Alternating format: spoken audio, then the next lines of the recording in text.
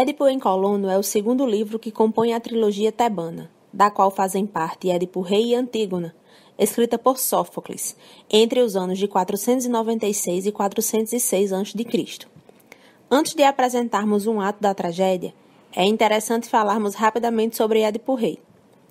Girada em torno da família de Édipo, a história é determinada pela profecia de que Édipo matará seu pai Laio para casar-se com a sua própria mãe Jocasta. Nessa primeira tragédia, há a culminância da profecia feita pelo oráculo de Delfos, o que nos remete ao pensamento de que o homem não pode escapar do seu destino, mas são somente os seus atos que o levam à sua concretização.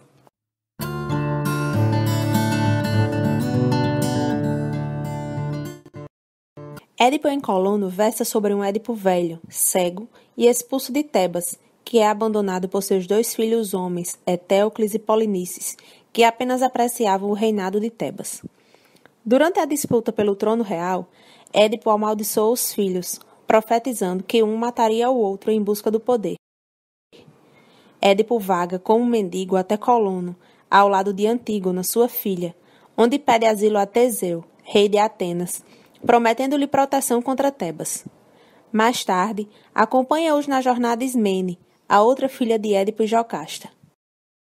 Apenas Teseu acompanha Édipo até sua misteriosa morte, a quem confiou-lhe o segredo de onde havia desaparecido, em troca de proteção para Atenas.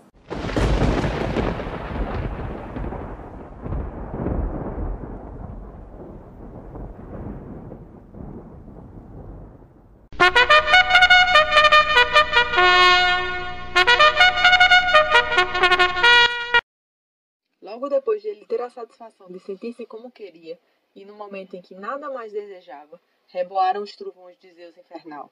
Ouvindo o estrondo, as meninas tremeram e se prosternaram aos pés do pai, batendo sem cessar no peito, enquanto soluçavam consternadamente. Ele, entretanto, ouvindo o pranto amargurado, abraçou-as e disse-lhes: Ah, minhas filhas, de hoje em diante vosso pai já não existe. De fato, agora acaba-se tudo o que fui, e cesso o vosso encargo de cuidar de mim. Muito penoso eu sei, minhas pobres crianças. Uma palavra só, porém, vos recompensa, por tantos sofrimentos. De ninguém tivestes amor maior que o deste homem, sem o qual ireis viver pelo resto de vossas vidas. Os três se estreitavam nos braços uns dos outros, mas, quando seus gemidos chegaram ao fim, e já não se podia ouvir-lhes os soluços, todos ficaram em silêncio absoluto. Subitamente uma voz se elevou, chamando. No instante, os cabelos dos três se arrepiaram quando se ouviu a voz insistente do Deus. Por que tardamos tanto a pôr-nos a caminho, Édipo? Fazes-te esperar há muito tempo. Quando ele percebeu que um deus o convocava, mandou chamar Teseu para perto de si e, pressentindo nas proximidades, disse-lhe: Querido amigo, dá agora às minhas filhas a garantia jurada de tua mão, e vós, meninas, dá-lhe reciprocidade. E tu, Teseu, promete agora que jamais as abandonarás, se depender de ti. E tanto quanto permitir tua bondade, faze o possível para protegê-las sempre. Provando que era realmente um homem nobre, Teseu, sem vacilar, jurou ao estrangeiro que atenderia ao seu pedido. Isto feito, Édipo se apressou em pôr sobre as meninas suas mãos cegas e lhes disse: Agora, filhas, deveis reanimar em vossos corações toda a nobreza, abandonando este lugar, sem ter a pretensão de ver ou de escutar o que não vos é permitido. Ido embora neste momento, mas Teseu, o soberano, deve ficar para presenciar os fatos. Assim ele falou, e todos nós ouvimos, e, soluçando, retiramo-nos com elas. Quando nos afastávamos, logo depois, olhando para trás, e notamos que Édipo já não estava lá. Vimos somente o rei com as mãos no rosto para proteger os olhos diante de alguma visão insuportável. Pouco depois, quase no mesmo instante, vimos-lo fazendo preces e adorando juntamente a terra e o divino Olimpo e com seus gestos. Mas nenhum dos mortais, salvo o próprio Teseu, pode dizer como Édipo chegou ao fim.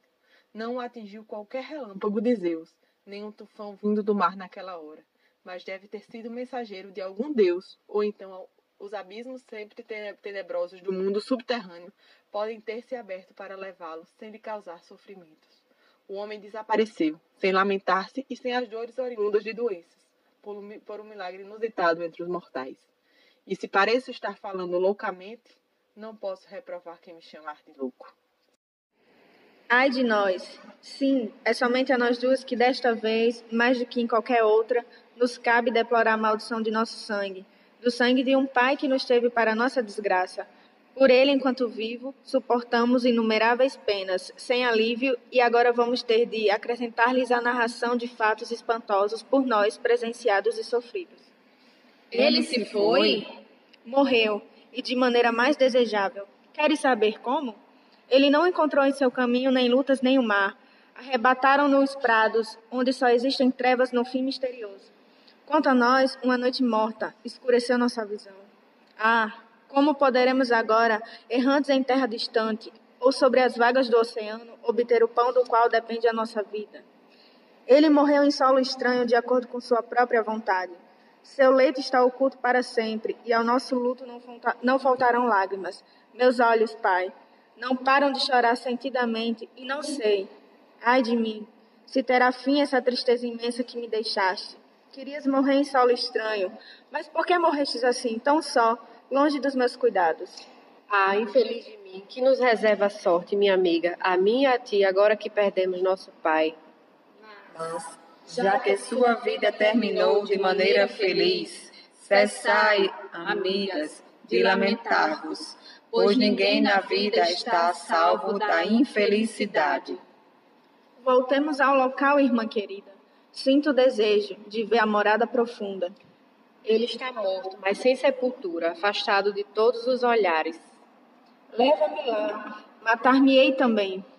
Ah, infeliz de mim, em que lugar irei viver, só e desamparada, minha vida repleta de infortúnios? Ai, ai de mim, aonde iremos, Zeus? Com que esperança a sorte nos acena? Cessai vossas lamentações, meninas, quando contarmos com a benevolência dos deuses infernais. Por que gemer? Provocaremos a sua cólera.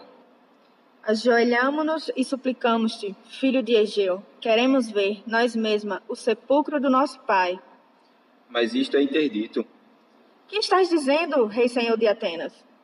O próprio Édipo deu-me a incumbência de não deixar qualquer mortal chegar às vizinhanças daquele lugar, e de impedir de que, até com a sua voz, alguém pudesse perturbar a paz do túmulo sagrado, onde ele jaz.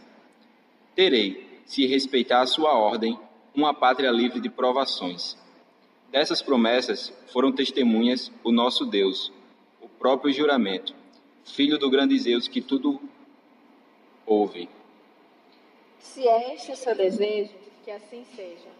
Manda-nos logo a retorno a Tebas, nossa antiga cidade, para que, se for possível, consigamos ambas deter a marcha da carnificina funesta para os nossos dois irmãos.